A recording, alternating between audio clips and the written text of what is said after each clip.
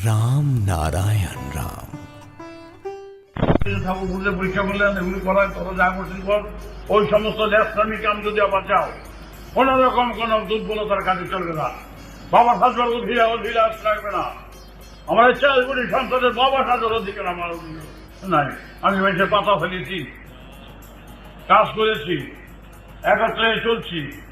কত বাবা বাবা কি বাবা যাচ্ছে, বাপ বেটা কাম করছে, যা আছে ঠিক আছে, আর কি বলবো? তাদের দেড় কথা তো দেবো। এখন ওই গুরুদের যদি প্রশ্ন করে কি করবো তখন? কাকু যদি বলে যে কি বললো, আমি বলবো যে এখন সবাই মিলে সবাইকে কাজ করে কথা নাই। এই সমস্যা সব বাদ দিয়ে দিতে বলছে। তখন নিজে গুরু সাথে চান না, ভগবান সাথে চান না। গুরু সাহেব কিন্তু তাহলে কর্মী অনেক কর্মী, সব কর্মী আসলে প্রশ্ন আমাদের নেই। বাস কাজ করে যাও, যাও বলছি কথাগুলো মনে রেখে দিও। এই দেশকে বাঁচাতে গেলে, দশকে বাঁচাতে গেলে, নিজকে বাঁচাতে গেলে চরম যুদ্ধে সংগ্রামের মাধ্যমে চলতে হবে, চরম বিপ্লবের মাধ্যমে চলতে হবে। হাতে চাকুনি অপারেশন করতে হবে, একেবারে এমন অপারেশন, এত ঘা হয়ে গেছে, সেপটিক ধরে গেছে, এগুলি কেটে কেটে বাদ দিয়ে একেবারে পরিষ্কার করে ফেলতে হবে। আমরা খুনি নই, খুনিদের প্রশ্রয় নেব না। সেগুলো চলবে। কাজ করে যাও কর্মীরা, বুঝছো বেটা? বইয়ে বইয়ে খালি তাল কসত। কৃপা করে তাইলে হবে, তোমার শক্তি নিতে কাজ করবো আমি। আজ আমার এত লক্ষ লক্ষ লোক আছে, আমি যদি ভগবান সাইডে বসে থাকি আর যদি হেল্প করি চ্যান করি, তাহলে দেখবি টাকার পাহাড় করে ফেলতে যাবে। তুমি হাত থেকে নির্দেশ করে দাও নাই কেন? নির্দেশ কোথায় কে আসবে? তোরা বসে বসে সব পরীক্ষা করে।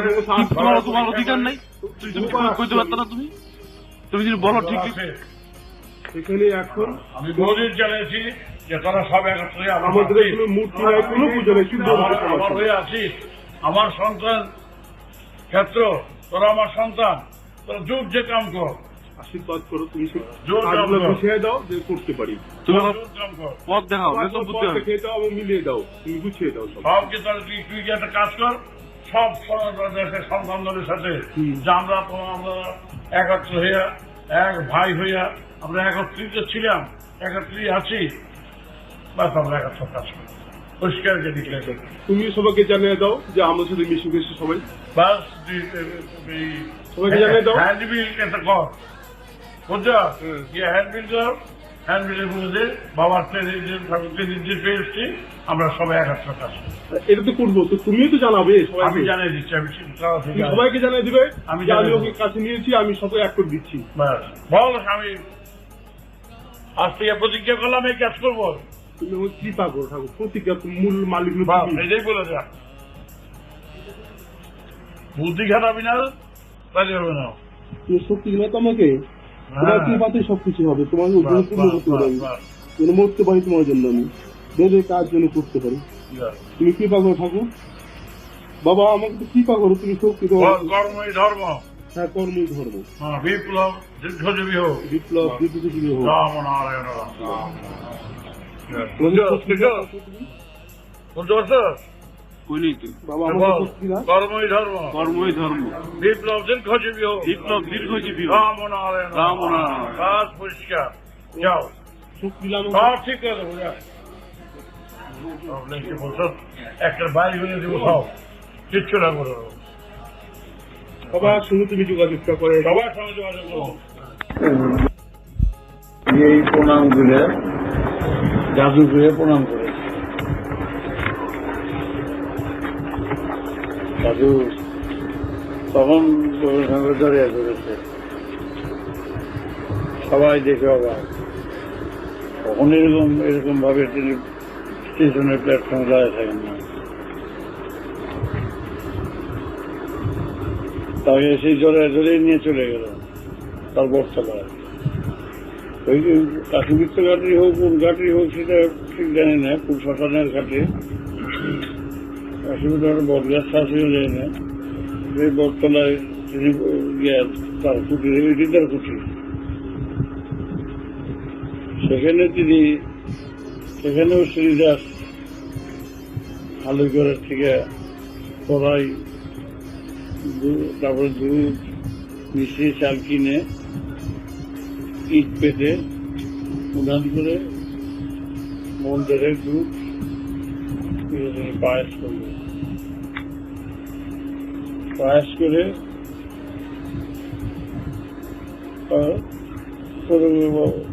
ওই কাছে বসে ছিলেন।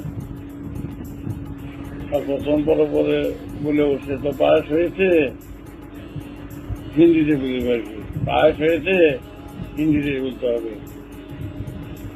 হ্যাঁ দাদু অপেক্ষা করো, তো আবার খুব রসিদও আসছিল, হ্যাঁ দাদু অপেক্ষা করো, গরম গরম তো খেতে পারবো না, হাত পুড়ে যাবে,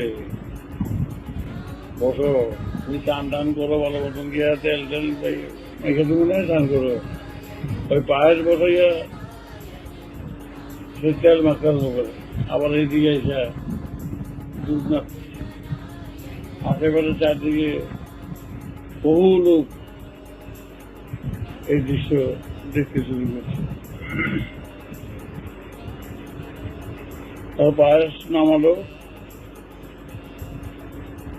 বুড়ারে লয়ে গেল স্নান করাইতে, অশ্বিনী নিজে স্নান টান করাইয়া বসাইল, গতি করে জল দিল, গঙ্গা জল, আর পাত্র ছিল না, ওই কড়াইটা সামনে নিয়ে দিল, হাত দিয়ে দেখলো যেটা গরম না, সেই গরম খেতে পারবে।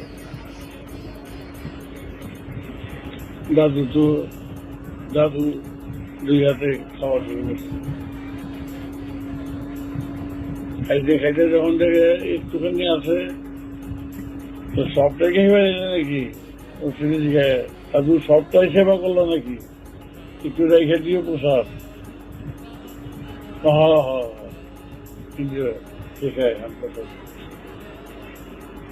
সেই প্রসাদ নিজেও গ্রহণ করলেন এবং চারিদিকে যারা সব ছিল সবাই গ্রহণ করেছে। পায়েস খুব উত্তম হয়েছে, খেয়ে খুব তারিফ করেছে, দাদু খুব তারিফ করেছে। একদিন না 2 দিন না 3 দিন দাদু লগে ছিল, পশ্চিমে গুলি পেশাই থাকতো, দাদুর গুলি জ্বরে থাকতো, খুব আদর করছিল। তখন বলেছিল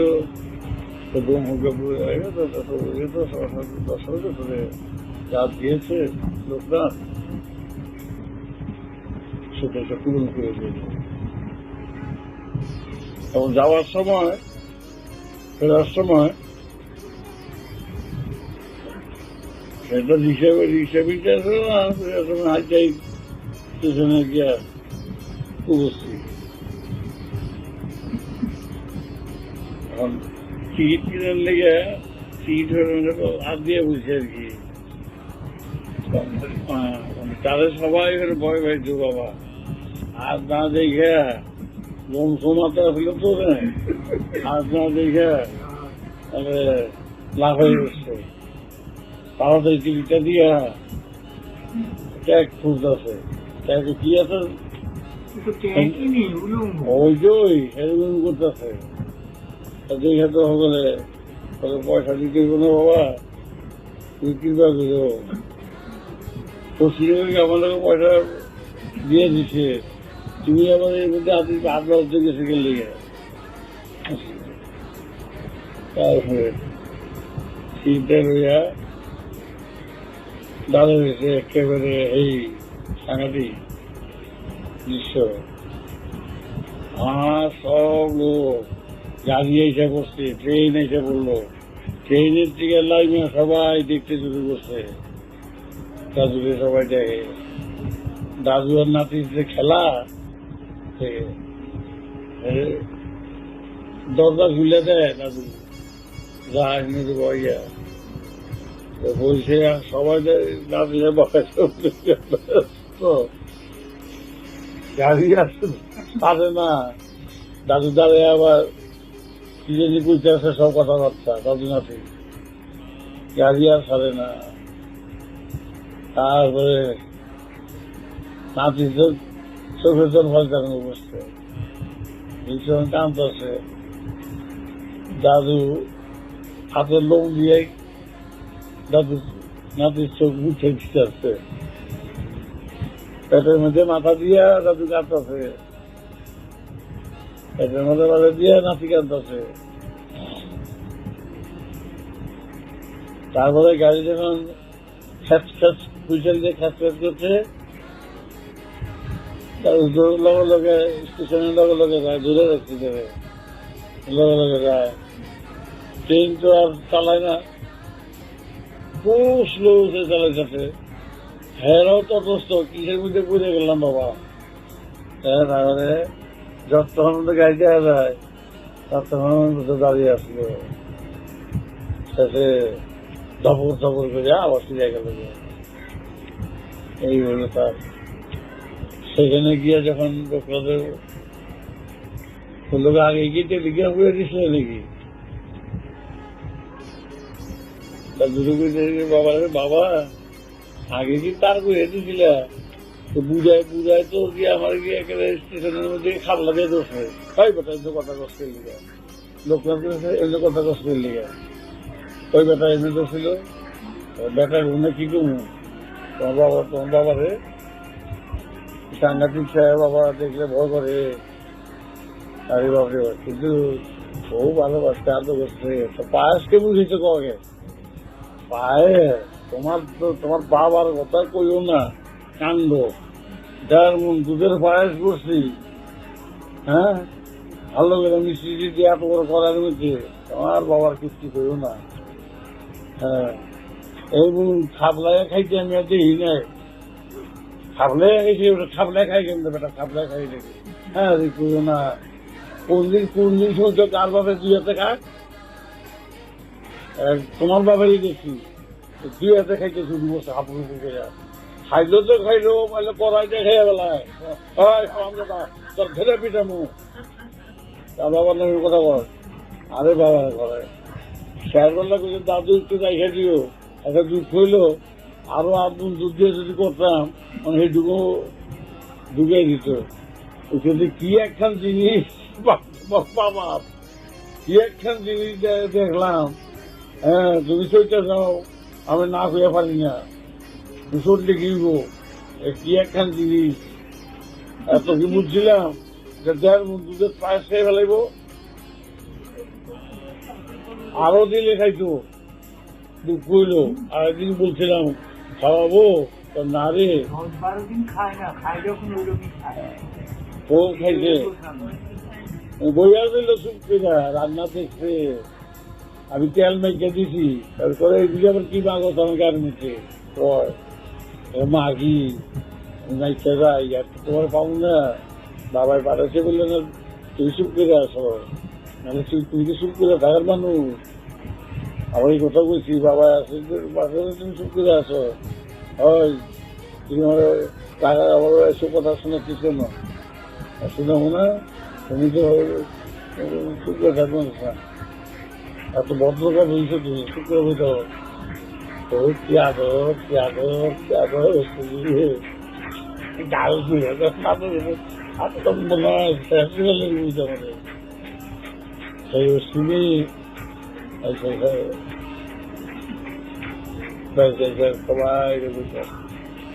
স্বামী বিবেকানন্দ কি আরো করছে। সেবাবু আপনার চলেন আমাদের মিশনে, আপনি হেড হবেন। বাবা আমি যেখানে তার চরণে আসছি সেখান থেকে আর কোথাও যাবো না, তার চরণ সেবা করতে আমি হতে আর যাবো না। তার চরণে 5টা টাকা দিয়া 100 টাকা দিচ্ছি এই স্বামী বিবেকানন্দ। তো দেখা যায় ঢাকা গেছিলেন ঢাকা শুনলো না, তাহলে তারা কোথায় পাইছে সেটা আমি জানি না। হয় বালাজি, না হয় মুন্সিগঞ্জে, না হয় ঢাকায়। বিশেষ তো মুন্সিগঞ্জে পাওয়া গেছে। এখন স্ত্রী থাকলে 120-25 বছর, 120 বছর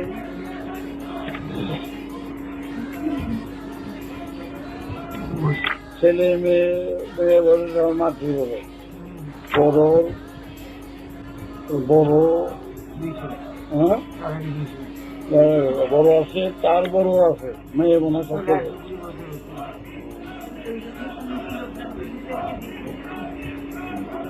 এই তার ভক্ত। তাহলে চিন্তা করে দেখো, তখন তার বয়স 20-21, ঈশের বয়স ছিল, যোগেশ্বরের বয়স ছিল 17-18।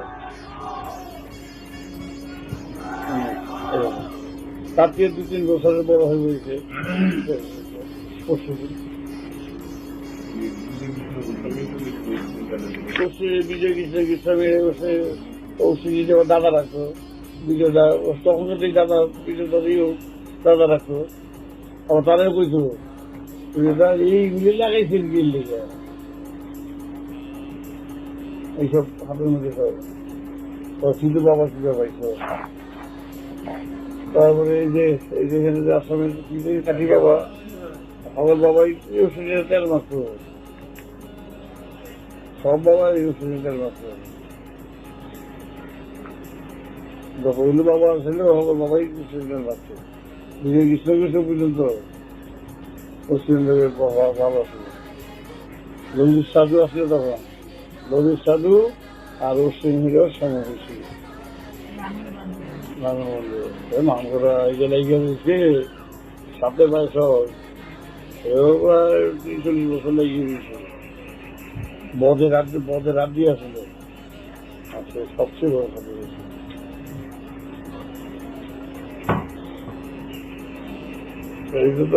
ঐতিহাসিক ঘটনা। এবং এই গেরুয়া বসন ছিল, তার বাড়িতে গিয়ে আমি যখন উপস্থিত হইলাম, গেছিলাম আরেক বাড়িতে 2,500।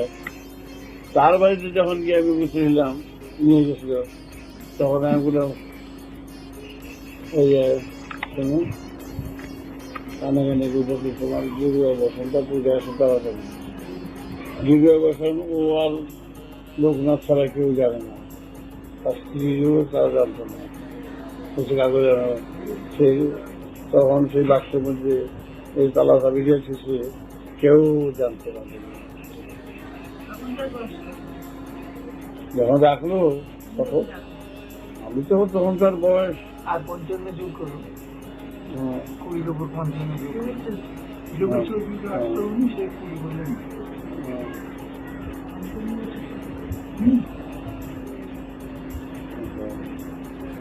বয়স তখন তো 80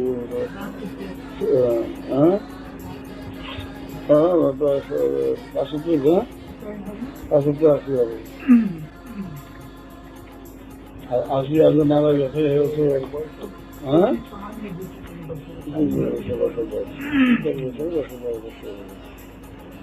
তখন যুগেশকে ডাকছে, যখন লাশ পড়েছিল আমার কাছে, এতদিন তার দেখা করতে গেল, তখন যোগেশ দাঁড়িয়ে উপস্থিত, শুভ্রদারি এক জায়গায় বসে নিয়ে আর ইসে বসা, এই তো ঘটনা নাই।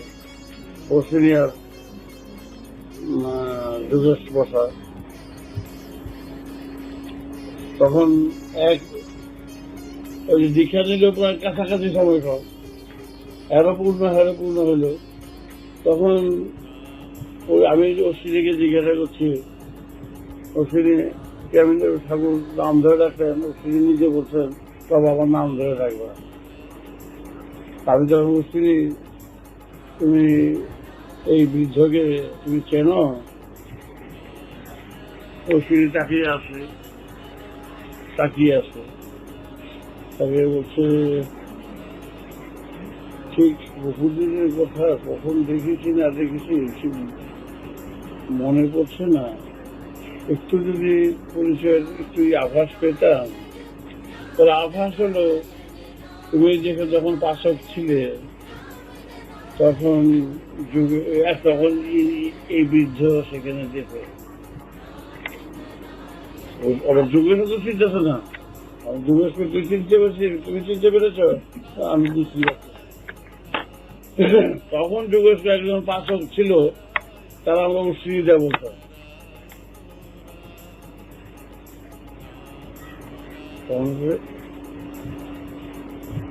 তুমি কে হে? তুমি 2,500 দিয়ে দেয়। 2,500 দিয়ে একটা ছোকরা হতো, একটা ছোকরা আসতো, প্রায়ই আসতো। তার নাম ছিল যোগেশ। মনে পড়ছে দুইজনের যুগে, তখন আমি সেই যুগের, তুই তুই তুই সেই যুগের। হ্যাঁ, কি বলিস? দুইজনের যে আলিঙ্গন, আর ও বলছে তুমি সেই অস্ট্রেলিয়া। একটু প্রসাদ চেয়েছিলাম বাবার, একটু প্রসাদ। যুগের অস্ট্রেলিয়া, তুমি তো আমাদের সেই প্রসাদ প্রথম দিলে না? হ্যাঁ, দিয়েছি। দুজনে যে আলিঙ্গন, সেটা অপূর্ব মিলন তাদের ভিতরে, অদ্ভুত দৃশ্য। সেই মিলন তো তুমি দেখে দিতে পারো, মিলন দেখে দিলে। সেই সময় ছিল একজন এসডিও, তার নাম হল যদুরায়। তখন সেই যদুরা একেবারে দুজনের দাদা রাখতো, দুজনের মিলন দেখে যদুরায় লাফিয়ে পড়ল। পেছনে ছিল চিন্তা ভরণ, সে ওর অস্ট্রেলিয়ার তৈরি থাকছে। যখন অশ্বিনীকে যখন রিটায়ার হলো অশ্বিনী, তখন চিন্তা করুন সেখানে একজন বৈষ্ণব সাধক তার জীবনটা উৎসর্গ করেছে শিক্ষকতার ভিতর দিয়ে। সেখানে চিন্তা করুন পণ্ডিত বলে আছে, মুন্সিগঞ্জে খ্যাত। তিনি বিবাহ বন্ধনে কাছ থেকে এড়িয়ে গেছিলেন এবং সেখানে সোশ্যাল সেবা, সমাজ সেবার হিসাবে তিনি নিজেকে উৎসর্গ করেছিলেন। মহাত্মা গান্ধী যখন নোয়াখালী গেলেন তার বাড়িতে, এবং সেখানে সবাই তিনি একজন প্রধান উদ্যোগী হইয়া সে সময় তিনি তার সাথে কাজ করেছিলেন। নিজের বাড়ি নোয়াখালী, চিন্তা করেন।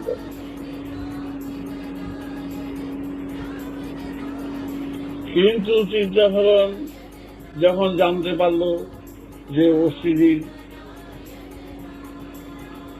বৃদ্ধ বয়সে, শেষ বয়সে একজন ব্রহ্মজ্ঞ পুরুষ আসবেন, তিনি অশ্বিনী লেজ ধরে বসে আছেন এক কর্ণকুটিরে। অশ্বিনী বাস করতেন, বাড়িতে শুধু খাবার, আর কারোর সাথে তার কোন সম্পর্ক নেই। তার সাত ছেলে, 2 মেয়েরা, এক ছেলে, কোন সম্পর্ক তার নাই, কারোর সাথে কথা বলে না। তিনি সেই লোকনাথ বাবার আর তরঙ্গ দাদুর সেই বাণী নিয়ে তিনি সব সময় ধ্যানে জ্ঞানে তন্ময় থাকতেন। সাধুর বেশ নাই, সাধারণভাবে একটা ফতুয়া গায়ে দিয়ে একটা সাধারণ কাপড় পরে তিনি থাকতেন। দেখতে খুব সুস্থির ছিল। তার কাছে বাংলা ভারতবর্ষের অনেক সাধকের সাথে তার পরিচয় ছিল, ভালোবাসা ছিল। বিজয় কৃষ্ণ গোস্বামী দাদা রাখত। কিন্তু প্রতীক্ষায় আছে, তার বাণীর প্রতীক্ষায় আছে কখন তিনি আসবেন। গাছের পাতাটি নড়লেও তিনি চমকিয়ে ওঠেন, এই বুঝি আসলো। কিন্তু হঠাৎ দেখা গেল তার বাড়িতে